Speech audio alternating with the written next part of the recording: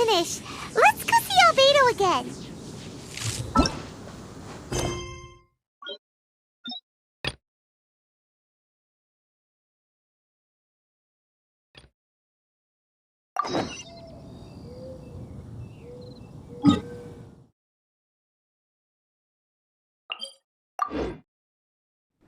The Winter Shogun approaches.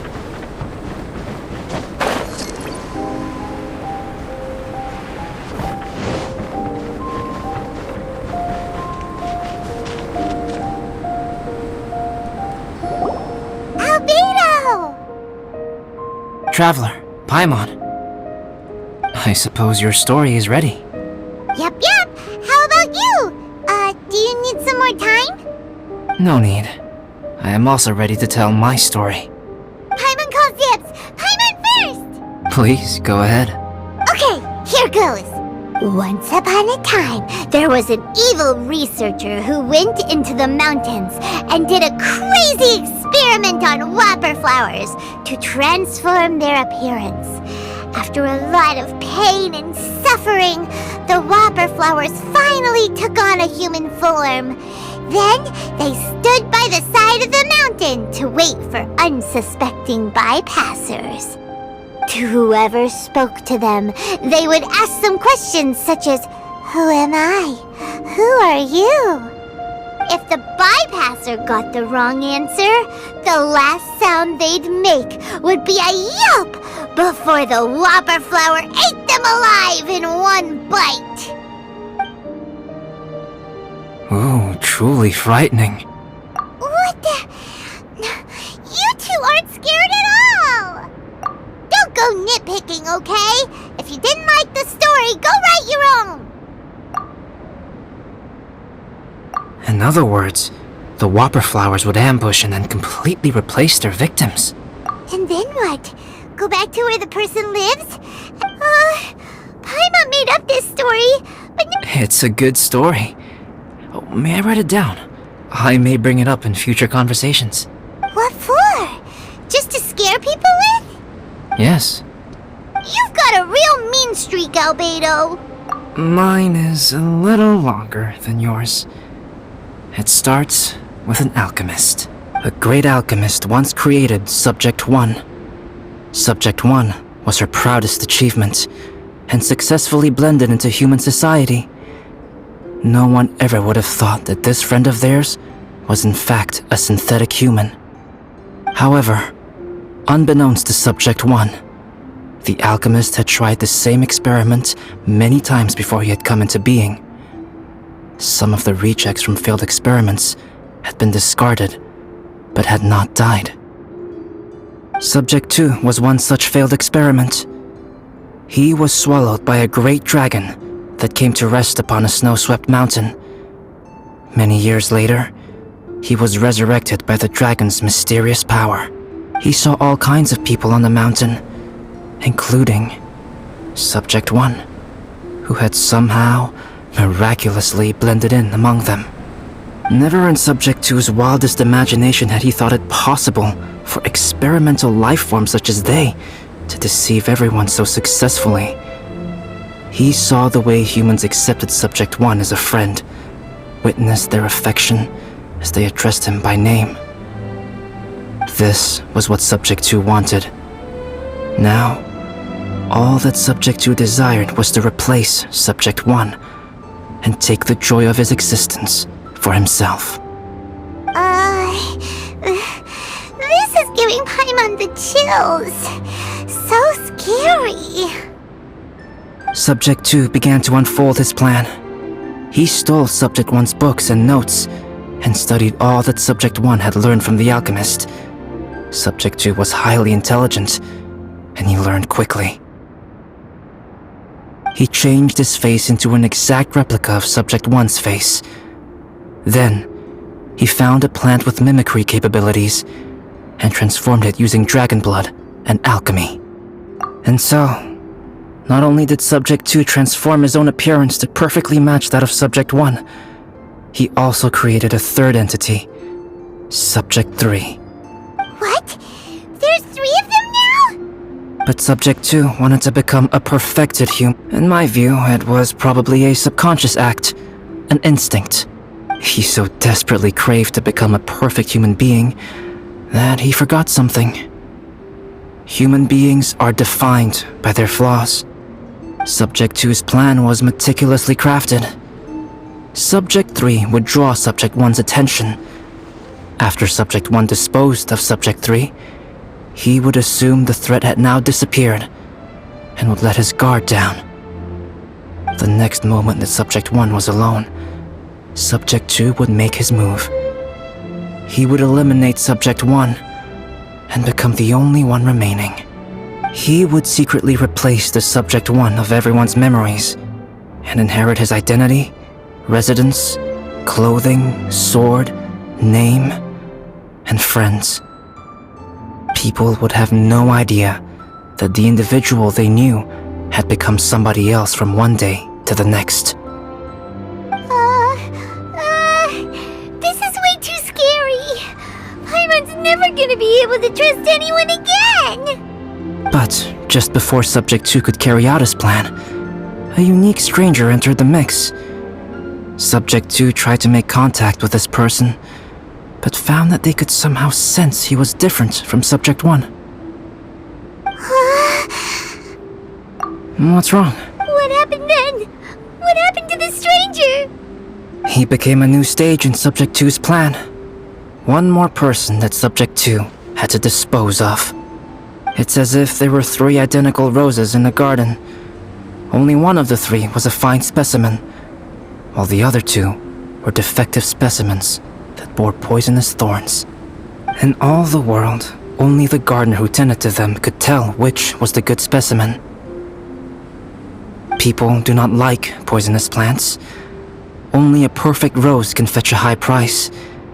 If the inferior specimens wanted to conceal the fact of their worthlessness, they would have to take the gardener out of the picture, using their poisonous thorns. This is exactly what Subject 2 was thinking. So, he hid in the shadows and waited patiently. Maybe soon, he would get his chance to become truly human.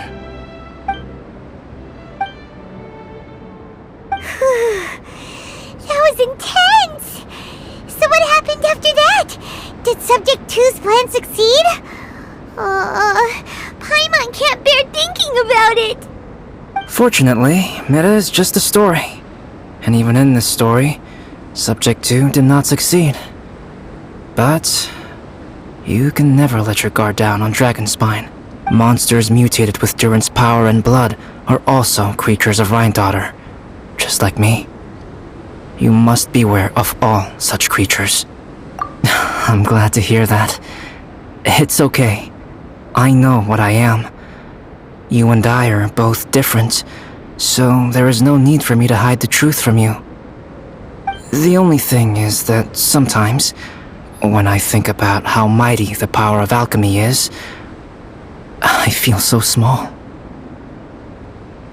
As beings who set foot in this world, how arrogant are we in desiring to control our destiny and in desiring to create? Is creation an arrogant act, traveler? If not, why do we call the ones that created us and control us gods? If it is, then what qualifies us to call ourselves creators? How far must we take our reverence and respect, and what purpose does it serve? Nothing Whenever I think about it, I feel a twinge of grief. Poor Albedo. Hello? Traveler, are you here? Hey, is that Amber? Thought we might find you here. We're here to deliver a message from Cyrus. There's gonna be a big event down at the base camp, and they want you there too, Traveler. Winter camp is nearing its end. Apparently, even provisional instructors are required to attend. Looks like we need to go, Albedo. Bye for now. Then I won't keep you. I have some things to attend to here, so forgive me for not seeing you down. Don't worry about it. There have been no issues getting up and down the mountain recently. Is everyone ready? Let's not keep them waiting.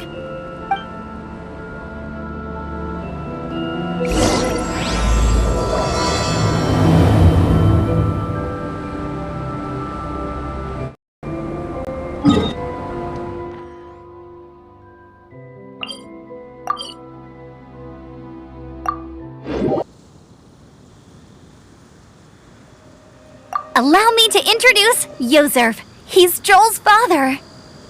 Dad, this is that traveler I was telling you about. The traveler's helped me out loads in the past, and this time we even built a snowman together. Joel has told me everything about you. I can't thank you enough. Wow! This is amazing! Wait a second. Why is Cyrus discreetly wiping tears away? And what is Pallid doing here?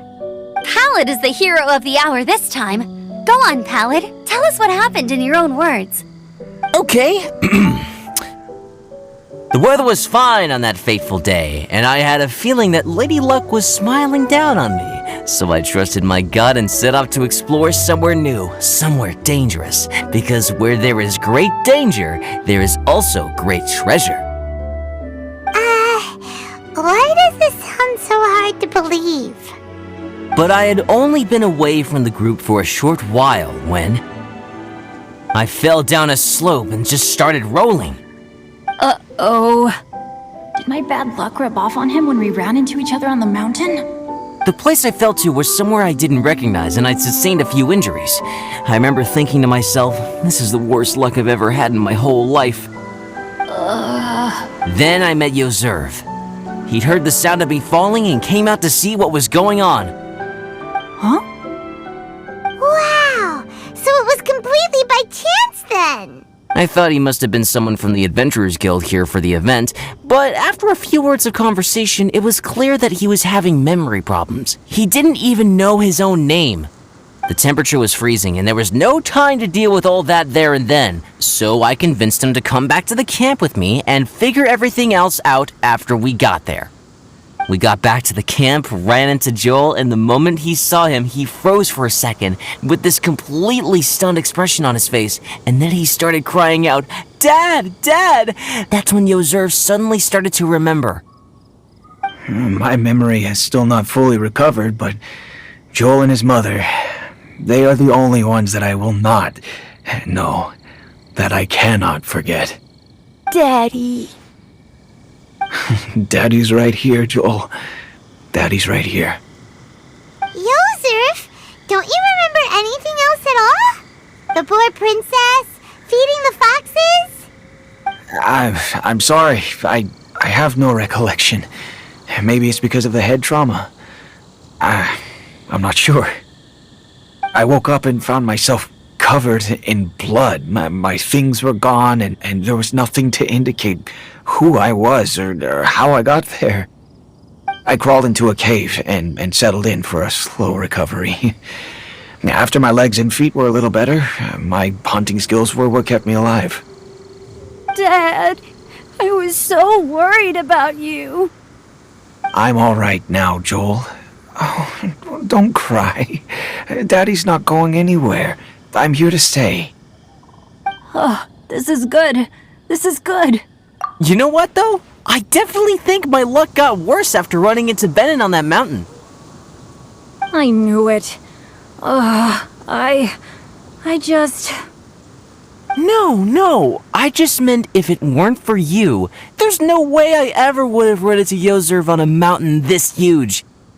Besides, we got back safely, didn't we? So don't blame yourself. Maybe sometimes miracles can only happen when you get just unlucky enough. Pallid. When did you become such a smooth talker, huh? Huh? Am I? I was just telling the truth. Oh, yeah. I want to say thank you to the Traveler, Uncle Cyrus, Auntie Eula, and Auntie Amber. Thanks, everyone. You all helped look after me, and I will always remember it. But I guess I can't take the snowman with me, or it'll melt once it leaves Dragonspine. It's such a shame. Oh, I can help with that. One moment. Huh? Eula? Here, take this. It's powdered rime. Just add it to your snowman, and it will never melt. Wow! Really? Oh, this is awesome! You're the best, Auntie Eula! Dad, I have an unmeltable snowman now! How cool is that? how can I ever repay you all?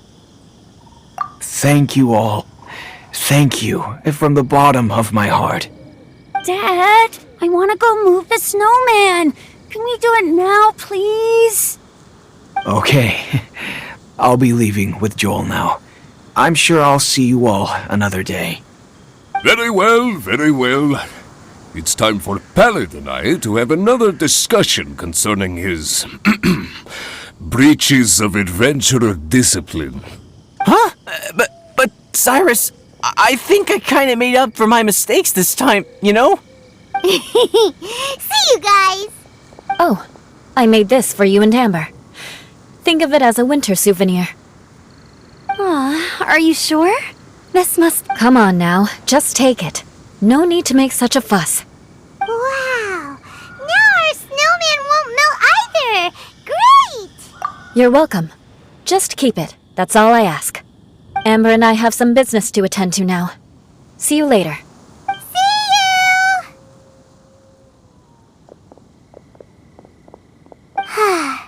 Everyone's gone. Seems like they've all got their own stuff to do now. Oh! You know what? We've been on Dragon Spine all this time, and somehow Paimon still forgot to ask Albedo about how to make a fruit juicifier machine that could keep the juice fresh. Maybe we should try Timaeus again. He does seem pretty eager to please after all.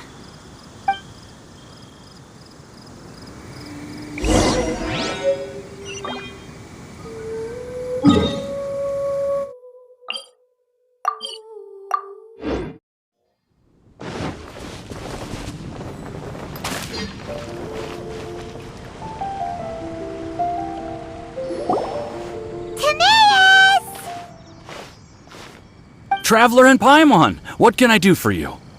Wait a minute. You've got that mischievous look on your face. Oh, you're not still thinking about that ridiculous juicer thing, are you?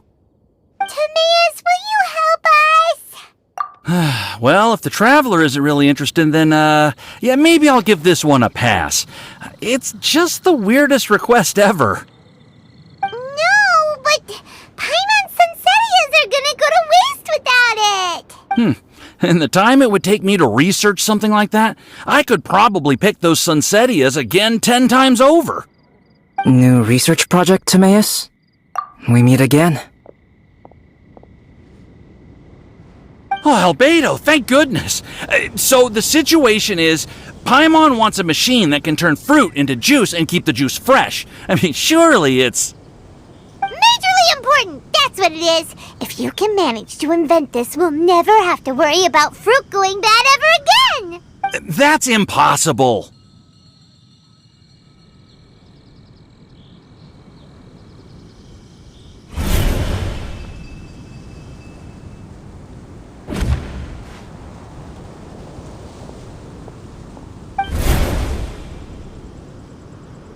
Turning fruit into juice is not hard, but keeping it fresh is more difficult. But if you simply want to keep the fruit from rotting, there are many ways to achieve this. Right, Traveler?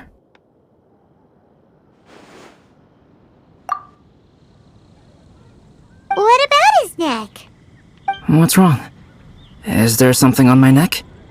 From the look on your face, it's as if you thought I just played a practical joke on you that was in exceedingly poor taste. Albedo, you were saying, how do you stop fruit from going bad?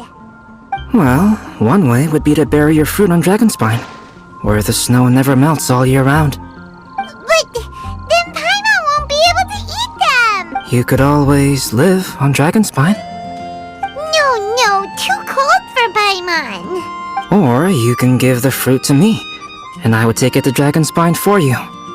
But since you don't like the cold, you'd have to send someone else to pick them up when you want them. This is where you come in, Traveler. Suddenly sounds a lot more feasible with other people doing all the work. Okay then, shall we go with that idea? Fruit buried on Dragonspine will stay fresh for much longer. However, it is also possible that the fruit will sprout and grow into fruit trees. Who knows? Maybe the next time you visit, it will have grown into an orchard. You can water the trees, add fertilizer, and when they finally bear fruit, you will have some fresh Sunsettias. Then Paimon will have to be a gardener. That's not the goal here. Oh? Well, I don't think being a gardener is so bad.